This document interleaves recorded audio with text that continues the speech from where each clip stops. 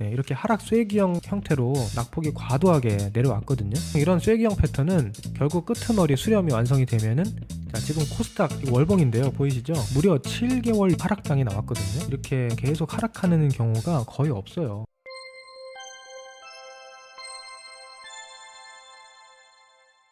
자, 최근 삼성전자 주가가 많이 하락하면서 일부 투자자들 사이에서는 조롱 섞인 반응까지 나오고 있는데요.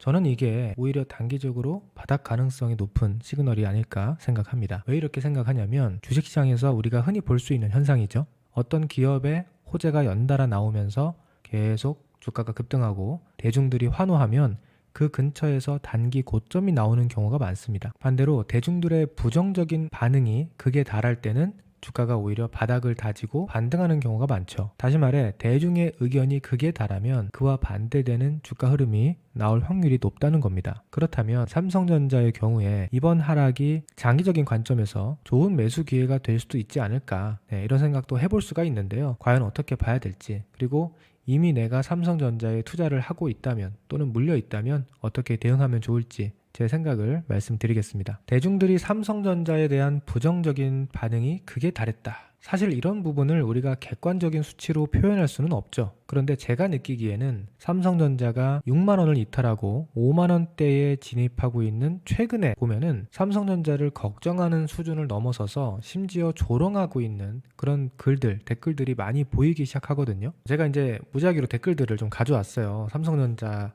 영상에 달린 댓글들 보면은 바닥 3만원 봅니다. 뭐 47,000원 되면 반등 신호. 현재 주가가 59,000원, 6만원 근처거든요. 그런데도 뭐 4만원대나 3만원대를 이렇게 얘기하는 거죠. 또 어떤 분들은 다른 주식들 고점 대비 뭐 90% 빠진 종목들도 허다하다. 그러니까 삼성전자 만원 또는 2만원 본다. 또 어떤 분은 39,000원에 삽니다. 29,000원. 뭐 이런 댓글도 있고, 어떤 분은 8,000원 본다. 뭐 이런 얘기도 있어요. 이건 좀 너무 극단적인 댓글인 것 같은데, 물론 이런 분들의 의견을 제가 비하하거나 무시하는 건 아닙니다. 모두 다 소중한 의견이고 서로 생각이 조금씩 다를 수는 있겠죠. 또는 너무 화가 난 나머지 조금 감정적으로 쓰신 댓글도 있을 것 같습니다. 그런데 제 개인적으로 느끼기에는 정말 이런 비관적인 부정적인 의견이 극에 달했다라는 생각이 많이 들었고요. 참고로 이 댓글은 제가 지난 주말에 모아놓은 자료거든요. 오늘이 아니고. 그래서 제가 주말에 이런 현상들을 보고서 이번 주 월요일 날 아침부터 저희 이제 팀원들하고 이런 얘기를 했었어요. 야, 이거 삼성전자 댓글 반응이 이제는 너무 선을 넘었다. 너무나 감정적이고 좀 극단적이다. 이거 단기 바닥 시그널 아닌가? 뭐 이런 얘기를 했었는데, 월요일 날 마침 이번 주 월요일, 화요일 날 반등이 나왔죠. 그러니까 지난 주말 내내 금요일 장 끝나고 개인들이 이렇게 비관하고 부정적인 생각을 이제 했는데, 오히려 주가는 월화 반등이 나온 거예요. 오늘 조금 눌리긴 했지만. 자, 그러면 현재 시점에서 삼성전자를 어떻게 보고 있는지. 참고로 저는 이제 와서 뒷북 치는 게 아닙니다.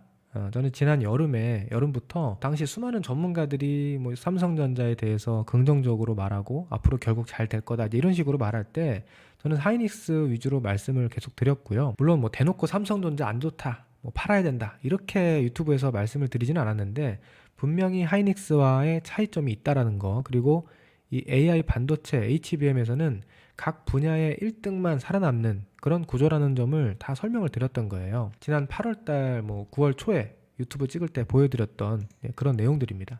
네, 기억나실 거예요.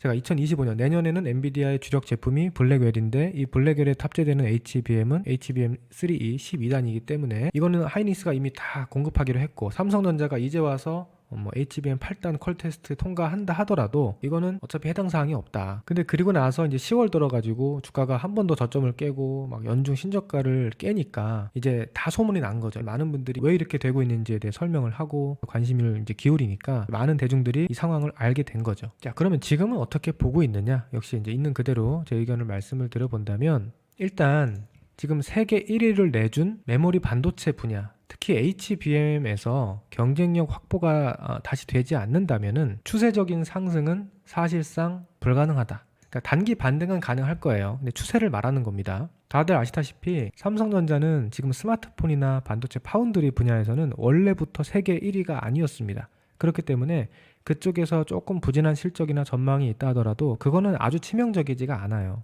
그런데 메모리 반도체에서는 얘기가 다릅니다. 원래부터 이쪽에서 세계 시장을 과점했고 1등 업체였기 때문에, 그리고 워낙 이쪽의 실적 규모가 크죠. 그래서 여기서 만약에 경쟁력이 떨어지는 거는 그야말로 치명적인 악재가 발생하는 거거든요. 이런 예시가 적절할지는 좀 조심스럽지만, 정말 재수 없으면 정말 앞으로 삼성전자가 똑바로 정신 차리지 못하면 1등이었다가 몰락한 NC소프트, LG생활건강 또는 아모레퍼시픽 이런 종목들처럼 장기적으로 우하향하는 최악의 상황이 될 수도 있거든요. 물론 뭐 이렇게까지 되기를 바라지도 않고요, 저도. 그래서는 절대 안 된다고 생각하지만, 이렇게 과거에 1등이었다가 그 1등의 지위를 내준 기업들이 어떻게 되었는지 우리가 참고할 필요는 있다고 봅니다. 그래서 삼성전자가 꼭 이렇게 대폭락한다라고 말씀을 드리긴 조심스러워도, 적어도 추세적인 상승, 추세적인 반전이 나타나려면 이 메모리 반도체 분야에서, 특히 HBM 분야에서 SK하이닉스와 다시 어깨를 나란히 할 수 있는, 적어도 그런 수준의 경쟁력을 다시 확보해야만 한다. 파운드리 쪽의 실패를 자꾸 얘기하시는 분들도 계시는데, 물론 파운드리도 잘하면 당연히 좋겠지만 그거는 원래 TSMC와 비교해서 많이 떨어졌던 분야예요. 원래도 잘하지 못했던 분야다. 그렇기 때문에 메모리 반도체가 더 중요하지 않나, 그렇게 생각을 하고 있습니다. 자, 그러면 삼성전자가 어떻게 하면 메모리 반도체에서 다시 경쟁력을 확보할 수 있을까? 글쎄요, 제가 이거를 할 수 있는 능력이 있다면 제가 삼성전자의 사장으로 취임을 해야 되는데 그럴 능력은 없죠. 그런데 어쨌든 중요한 것은 지금까지 계속 경쟁에서 조금씩 밀리면서 도태되고 있는 상황이기 때문에 뭔가 파격적인 변화를 줘서 새로운 도전, 새로운 시도를 해야 되지 않을까. 이제 더 이상 뒤가 없어요. 시간도 없고. 그렇다면 조만간에 삼성전자 연말 인사 발표가 있을 텐데요. 거기에서 얼마만큼 공격적인 변화를 보여줄지, 이게 중요할 것 같고요. 또 내일 있을 컨퍼런스 콜이 있죠. 컨퍼런스 콜에서 아주 구체적이고 명확한 로드맵을 좀 말해줬으면 좋겠습니다. 앞으로 열심히 하겠습니다, 이런 거는 별로 소용이 없어요. 당연한 얘기니까 구체적으로 정확하게 어떤 플랜을 가지고 이번 위기를 타개할 것인지, 이런 것들을 어떻게 자신 있게 어필을 하는지 잘 봐야 되지 않을까 싶습니다. 그리고 이런 것들이 이제 앞으로 확인되려면 시간은 많이 필요할 거예요. 뭐 지금 당장 확인되는 거는 힘들고요. 내년 상반기 정도는 돼야 뭔가 좀 변화의 시그널이라든지 이런 것들이 보이지 않을까. 당장은 추세적인 반전은 쉽지가 않아 보인다. 그런데 이렇게 안타까운 어려운 상황이지만 저는 단기적으로는 추가 하락이 좀 제한될 거라는 생각을 하고 있습니다. 왜냐하면 아까 초반에 말씀드렸던 대로 지금 대중들의 반응이 삼성전자의 악재에 대해서 너무 잘 알게 되었고, 그리고 너무 극단적이고 주가에 이런 것들이 너무 잘 반영이 돼서 빠르게 내려왔기 때문에 여기서 쉬지 않고 계속 급락할 가능성보다는 최소한 제한적인 반등이라도 이번에 나올 수 있다. 그리고 지금 이게 기술적으로도 하락 쐐기형이라고 하죠. 이렇게 하락 쐐기형 형태로 낙폭이 과도하게 내려왔거든요. 보통 이런 쐐기형 패턴은 결국 끄트머리 수렴이 완성이 되면은 반등 파동이 한번 나올 가능성이 높습니다. 그 반등이 뭐 얼마까지, 뭐 언제까지 나올지는 정확하게 예측하기는 어렵지만, 자, 일반적으로 봤을 때는요, 최소한 이 전체 하락폭의 뭐 4분의 1에서 3분의 1 정도, 만약에 바닥에 여기서 찍힌다고 가정하면 뭐 대략 63,000원대 최소, 높게는 한 67,000~8,000원대까지도 반등할 가능성은 있는데 정확하게 어디가 될지는 지켜봐야 되겠죠. 근데 그거는 말 그대로 기술적인 반등이죠. 기술적 반등이고, 만약에 주가가 한 번 더 빠졌다가 돌아서면은 저점이 낮아지기 때문에 반등의 목표치도 조금은 조정이 될 수 있습니다. 자, 그런데 이렇게 반등이 나오면 어떻게 되는지 아세요? 이때는 또 좋은 얘기가 나옵니다. 좋은 뉴스도 나와요. 그래서 사람들이 지금은 이렇게 막 조롱하고 비관적이고 절망하고 있지만, 이렇게 반등이 나와서 또 좋은 뉴스가 나오면 갑자기 심리가 바뀝니다. 그래서 여기서는 가만히 있던 사람들이 여기에서는 또 매수에 나설 수가 있어요. 저점 매수를 못했다, 놓쳤다라고 생각해서 뒤늦게 반등 시에 추격 매수에 나설 수가 있는 거죠. 그런데 아까 말씀드린 대로 이 메모리 반도체 분야에서 경쟁력 확보, 이것이 제대로 확인되지 않는 한 그 반등은 매수의 반등이 아니라 매도의 반등이다. 기술적 반등일 가능성이 높다. 저는 그렇게 보고 있습니다. 그래서 앞으로 반등이 나오면 그 반등 시마다 비중 축소를 하는 게 좋다. 특히 이제 비중이 크신 분들이 많아요. 삼성전자라는 종목의 특성상 아주 큰 금액으로 들어가서 고생하시는 분들이 많이 계실 것 같은데, 물론 내가 팔았더니 더 오르면 어쩌지? 이런 생각도 들겠지만 그거는 이제 감정적인 판단인 거고요. 우리가 냉철하게 바라보면 지금 이런 근거에 의해서 제대로 확인되지 않는 상황에서 반등을 한다면 뭐 물량을 다 팔지는 않더라도 최소한 비중 축소를 하면서 부담은 줄여놔야 된다. 부담을 줄여놓은 상태에서 다시 이제 앞으로 흐름을 흘러가는 상황을 보면서 대응을 하는 게 좋다라고 봅니다. 자, 이거 주봉인데요. 삼성전자의 주봉 차트를 이렇게 추세로 그려놓고 보면은 여기가 굉장히 중요한 중장기 상승 추세였거든요. 이런 자리가. 근데 거기가 지금 완벽하게 이탈이 됐습니다. 이건 중장기 추세가 꺾인 게 맞기 때문에 앞으로 추가적인 하락 가능성이 있는 겁니다. 그러나 단기적인 반등은 나올 수 있는 거죠. 반응 이렇게 나올 수 있는 거예요. 그 반등 어떻게 한다? 일단 비중을 좀 줄여야 된다. 정확한 타점 모르니까 어떻게 해야 돼요? 분할 매도, 단계적 비중 축소를 하는 게 좋다라는 말씀을 드리는 거예요. 그렇게 하셔서 앞으로 저는 주식시장이 또 좋아질 거라고 보거든요. 그러면 우리가 삼성전자 말고도 다른 종목에서 또 얻을 수 있는 수익이 기회가 많을 텐데 그거를 놓치게 될 수 있는 거거든요. 그러니까 이렇게 한 종목에 너무 감정적으로 몰빵해서 가는 방법은 좋은 방법이 아니라고 생각하고요. 근데 그럼에도 불구하고 나는 장기 투자하겠다. 나는 삼성을 믿겠다. 자식에게 물려주는 한이 있더라도 삼성전자는 버릴 수가 없다라고 하신다면은 뭐 그건 각자 신념에 따라서 하시면 되겠죠. 미래는 뭐 아무도 모르는 거니까요. 다만 저는 투자의 비중이 너무 클 경우는 반등 시에 조금 줄여서 부담 없는 그런 비중만 했으면 좋겠다라는 의견을 조심스럽게 드려봅니다. 자, 여기까지는 삼성전자 의견 말씀드려봤고요. 이제는 전체적인 시장에 대해서 빠르게 살펴보겠습니다. 오늘 ADR 지표만 볼 텐데요. 지금 ADR 지표가 코스피가 70대까지 왔고 코스닥은 무려 60대까지 또 내려오고 말았습니다. 저는 이 ADR 지표를 가지고 시황 분석을 자주 해드리고 있는데 정말 이게 잘 맞거든요. 그래서 뭐 제 영상이나 저희 텔레그램 오시는 분들은 이미 잘 아실 텐데 혹시나 처음 보시는 분들도 계실 수 있으니까 간략하게 설명드릴게요. ADR은 쉽게 말해서 시장에서 최근 상승하고 있는 종목과 하락하고 있는 종목의 비율을 나타낸 겁니다. 최근 20일 기준으로 시장에서 상승 중인 종목이 더 많으면 100 이상이 되는 거고요. 하락 종목이 더 많으면 100 이하로 내려오는데 보통 120 이상이 되면 그러니까 상승 종목 수가 이제 월등히 많아지는 그런 구간이 되면 시장 과열권이고 80 이하로 내려오면 과매도권이 되거든요. 근데 우리 시장은 올해 너무 개판이라 특히 코스닥 같은 경우는 120까지도 잘 가지도 못하고요. 아래로는 80을 깨고 70도 깨고 60대까지 오는 경우가 상당히 많았어요. 그런데 희한하게도 60대까지 오면 거의 바닥이 나옵니다. 그죠? 그러니까 이 ADR이 지수상 바닥과 완전히 일치하진 않습니다. 쉽게 말해서 체감상 바닥이라고 하면 적절할 것 같아요. 이 ADR 지표가 반전해서 올라간다는 뜻은요. 하락하는 종목수보다 상승하는 종목수가 더 많아진다는 뜻이거든요. 그런데 특정 대형주, 뭐 삼성전자라든지 뭐 은행주라든지 뭐 이런 시가총액이 아주 큰 대형주들이 급락해서 지수는 좀 더 하락할 수는 있지만 전체적인 종목들의 체감은 살아난다는 거예요. ADR이 올라가면. 그래서 어떻게 보면 지수만 올라가는 것보다 대형주만 올라서 지수만 올라가는 것보다 ADR 지표가 올라야 우리 일반적인 개인 투자자분들의 계좌가 살아날 가능성이 높은 거죠. 근데 이 ADR이 이제 거의 또 바닥권에 왔다. 앞으로 이제 올라갈 확률이 높고 올라갈 폭이 훨씬 크다. 네, 조금 더 밀리더라도 이제 얼마 안 남았다.